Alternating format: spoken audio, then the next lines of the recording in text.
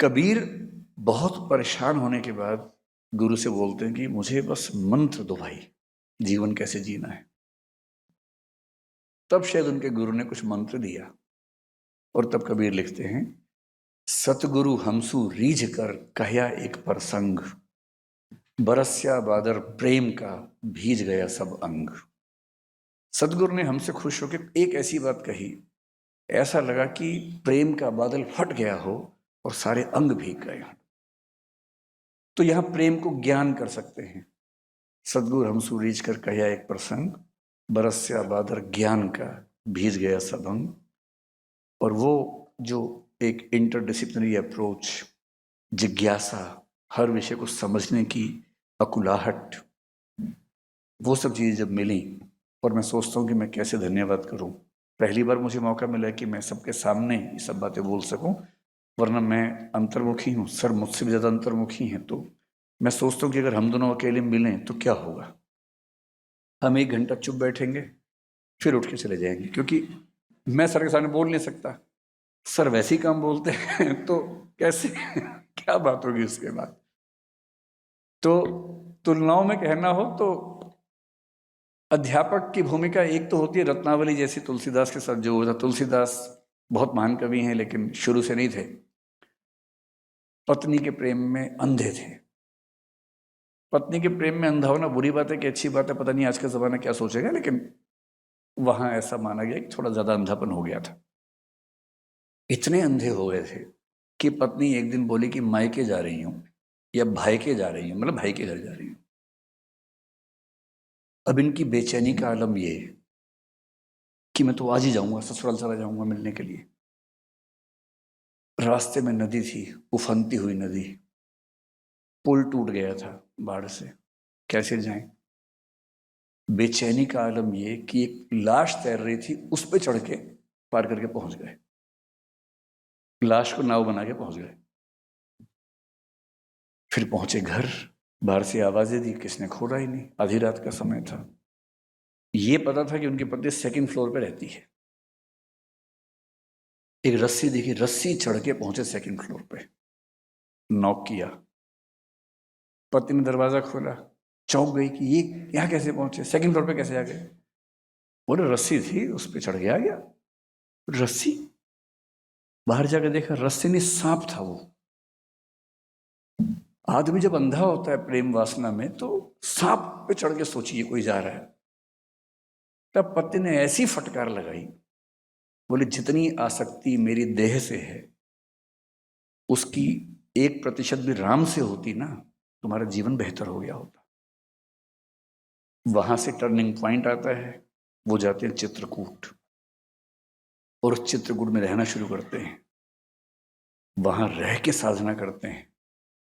तब राम और हनुमान से उनकी कहते हैं कि एक स्वप्न में मुलाकात होती है, वहां से रामचरितमानस पैदा होती है, हनुमान चालीसा पैदा होती है। अब रत्नावली से बाद में कोई पूछे आपका क्या योगदान है, वो कहे कि मैंने तो खाली डांटा था एक बार, या सर कह रहे खाली पानी डाला था थोड़ा सा। और वो डांट कितनी क्रांतिकारी है, विद्योत्तमा न डांटती कालिदास को तो वो कभी कालिदास न बनता। एक मूर्ख किस्म का व्यक्ति बना रहता जीवन भर, विद्योत्तमा की डांट ने ही उसको कालिदास बनाया। और एक आखिरी उदाहरण जो मुझे सबसे प्रिय है, डॉक्टर अंबेडकर ने लिखा है। अंबेडकर ने जब 10वीं क्लास पास कर ली, वो अपने परिवार, संयुक्त परिवार, अपने पूरे मोहल्ले के पहले व्यक्ति थे जिसने 4थी क्लास पास की थी। 4थी क्लास पास हुई तो बड़ा मतलब माहौल बन गया कि किसी बच्चे ने 4थी क्लास पास की है, ऐसा परिवार था उनका।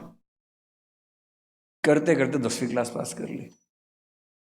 जब 10वीं क्लास पास कर ली तो उनके एक अध्यापक थे, डॉक्टर कृष्ण जी अर्जुन केलुस्कर कहते हैं उनको।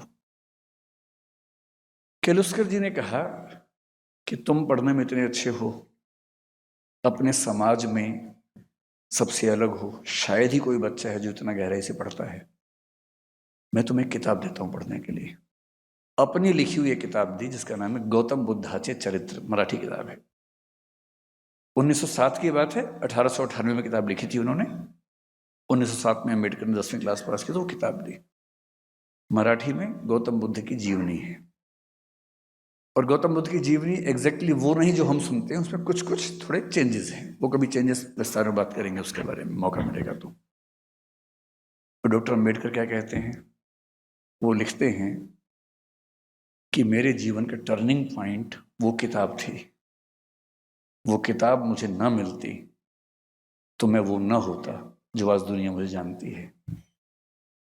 इसलिए एक महान अध्यापक वो होता है जो अपने विद्यार्थी के अंदर जिज्ञासा पैदा करे, अपने विद्यार्थी को अंतर्दृष्टि दे, अपने विद्यार्थी को एक बेहतर मनुष्य और बेहतर साधक बनने में प्रेरणा दे।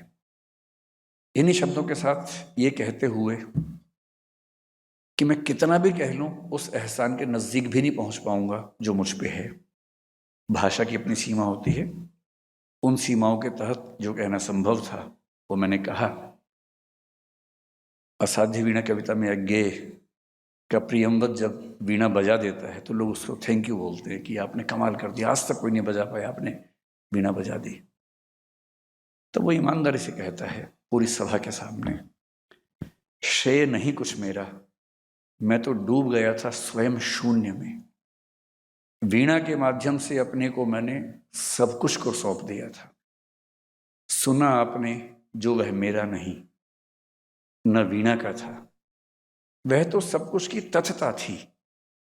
वह महाशून्य, वह महामौन,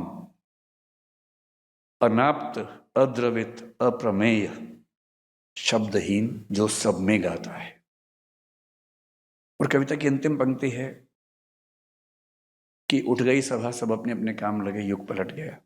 मैं भी अंतिम पंक्ति यही कहूंगा, आज का भाषण भी जो आपने सुना है वो भी मेरा नहीं था, वो भी यहां से आया है।